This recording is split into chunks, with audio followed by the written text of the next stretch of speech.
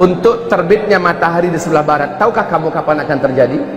Dia akan terjadi ketika di mana seluruh pintu taubat sudah ditutup oleh Allah Subhanahu wa taala. Orang yang mau taubat sudah terlambat. Orang yang menyatakan ingin syahadat mau masuk Islam sudah telat.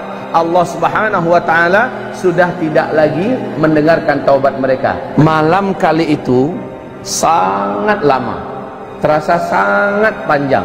Kemana perginya matahari?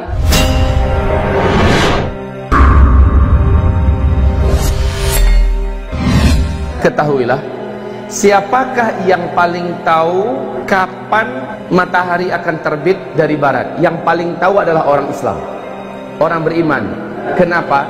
Karena orang beriman ketika itu menghabiskan malamnya dengan tahajud, baca Al-Quran, berzikir. Dia tidur kelelahan, sepuas-puasnya dia tahajud, kemudian dia bangun kembali, dia tahajud kembali, dia berdoa sebanyak-banyaknya berdoa. Padahal tadi tahajudnya orang-orang beriman ya, tahajudnya orang beriman panjang, lama dia berdiri. Setelah itu dia rukuk lama rukuknya, dia iktidal lama iktidalnya, dia sujud lama sujudnya. Begitulah tahajud dia kerjakan. Kemudian setelah assalamualaikum selesai, dia pun berdoa sepuas-puasnya berdoa, berzikir sepanjang-panjangnya zikir, lalu baca Quran sepenat-penatnya, lalu ketiduran lagi. Dilihat hari masih gelap di luar. Kemudian dia terbangun kembali. Setelah terbangun masih gelap seperti tadi. Dia kembali bangkit, sholat lagi seperti tadi. Lalu berdoa lagi, zikir lagi, baca Quran lagi. Kemudian saking lelahnya dia beribadah, tidur lagi.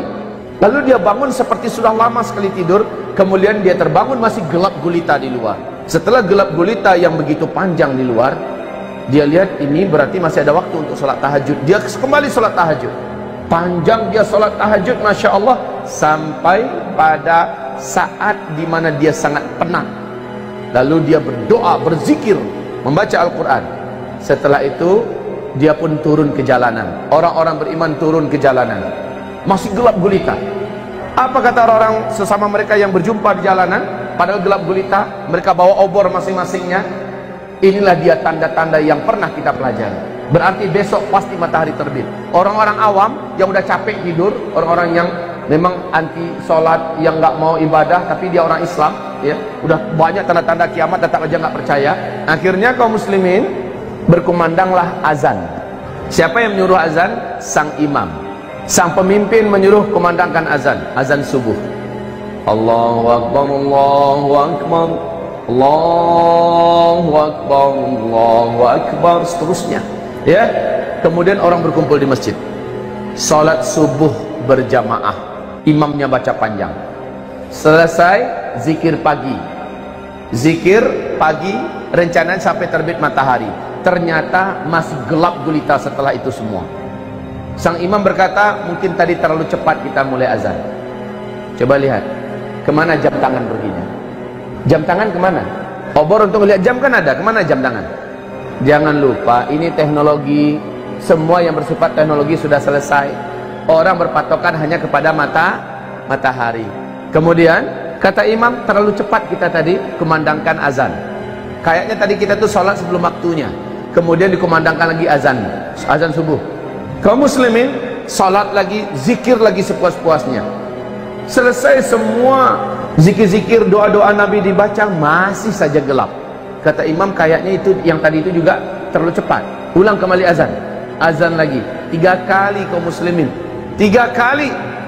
Baru setelah itu mereka berzikir sepuas-puasnya zikir, mulailah nampak langit mulai terang. Tetapi anehnya bukan dari timur, dari barat. Orang-orang beriman paham inilah dia. Tapi sejak matahari terbit, Rasulullah sallallahu alaihi wasallam menyebutkan, sejak itu semua isi Al-Quran, baik yang ada di dalam mushaf, isinya hilang, Pak. Lembaran putihnya saja yang tersisa. Begitu juga yang hafal Al-Quran, dalam satu malam itu menguap ke langit seluruhnya. Hafiz Al-Quran hilang seluruhnya. Bahkan Al-Fatihah yang paling akrab sudah lupa semuanya hilang. Tetapi kaum muslimin yang kami muliakan, orang-orang beriman telah tercatat Hari ini iman kalian yang beriman telah sah, kata Allah.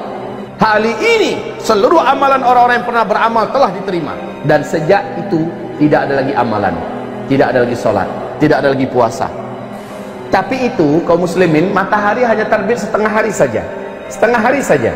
Dari sebelah barat, itu barat umpamanya, terbit hanya setengah hari. Rasul berkata dia kembali bergeser, kembali tenggelam di tempat biasanya dia tenggelam di sebelah barat. Kemudian besoknya dia terbit normal seperti biasa dari sebelah timur. Coba lihat begitu cepatnya. Tayyib, kita lanjutkan kaum muslimin yang kami muliakan. Malam kali itu sangat lama, terasa sangat panjang. Kemana perginya matahari? Nah, ini ada hadis yang panjang dari Imam Muslim. Mari kita simak. Dengan hadis inilah, dengan penuh hormat, saya harus membantah pernyataan Syekh Imran Hussein, di mana beliau mengklaim maksud matahari terbit dari sebelah barat di akhir zaman adalah Islam nanti akan bangkit dari Amerika dan dari Eropa.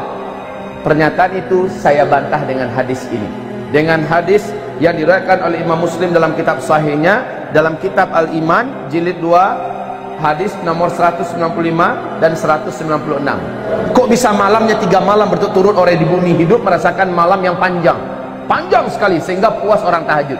Berulang-ulang orang melaksanakan tahajud. Tahukah kamu kemana matahari perginya? Matahari tidak ditutup oleh Allah, tidak, tapi memang dia pergi memenuhi panggilan Allah. Ngapain?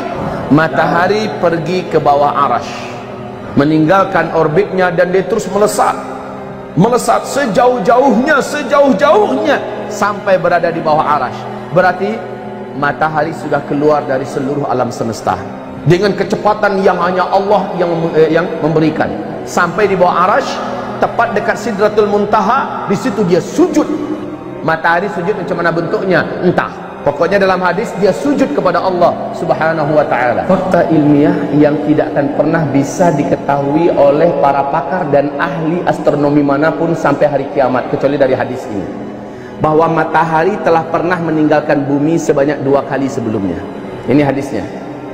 Matahari pernah pergi meninggalkan bumi sebanyak 2 kali sebelumnya. Kali ketiga baru Allah perintahkan, terbitlah engkau dari tempat biasanya engkau tenggelam. Dengar hadisnya tadi? Dengar bahwa matahari telah pernah meninggalkan bumi ini dulu. Kapan? Belum ada para pakar yang mampu mengungkapkan ini. Kalaulah tidak ada hadisnya, kita tidak akan tahu ini. Dan Rasulullah tidak pernah bicara dengan nafsunya. Seluruh yang dikatakan adalah wahyu yang diwahyukan kepadanya. Untuk terbitnya matahari di sebelah barat, tahukah kamu kapan akan terjadi? Dia akan terjadi ketika di mana seluruh pintu taubat sudah ditutup oleh Allah Subhanahu wa taala. Orang yang mau taubat sudah terlambat. Orang yang menyatakan ingin syahadat memasuk Islam sudah telat. Allah Subhanahu wa taala sudah tidak lagi mendengarkan taubat mereka. Di kitab Ensiklopedia Akhir Zaman, Rasulullah bersabda sallallahu alaihi wasallam, tempat terbitnya matahari dari sebelah barat, tempat terbitnya matahari, tenggelamnya matahari di sebelah barat, itu adalah pintu taubat yang ternganga. Jarak pintu taubat itu, kata Rasulullah SAW, 70 tahun perjalanan. Tidak tahu 70 tahun perjalanan cahaya atau perjalanan apa. Pokoknya lebarnya pintu taubat itu terbuka adalah 70 tahun. Tapi ketika matahari terbit dari sebelah barat, sejak itu pintu tersebut tertutup rapat, maka tidak ada lagi taubat. Tidak ada lagi taubat. Orang yang ingin bersyahadat memasuk Islam sudah tidak lagi diterima. Bahkan sejak matahari terbit dari sebelah barat, tidak ada lagi sholat duha, tidak ada lagi sholat zuhur, tidak ada lagi sholat asar. Semua ibadah-ibadah dan syariat sudah diangkat. Besoknya binatang raksasa akan keluar dari dalam perut bumi. Malam harinya Al-Quran sudah dipanggil oleh Allah kepada sumbernya, kepada zatnya. Bahkan catatan, subhanallah, Bapak akan baca nanti hadis, kita dengarkan bersama-sama ya.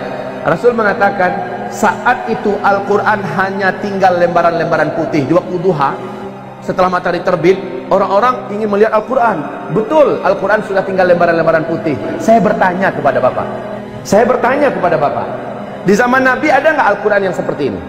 Di zaman sahabat ada nggak Al-Quran seperti ini? Tidak ada. Yang namanya kertas itu kan baru beberapa tahun kemarin yang baru munculnya kan. Nabi mengatakan saat itu Al-Quran sudah tinggal kertas-kertas putih kosong.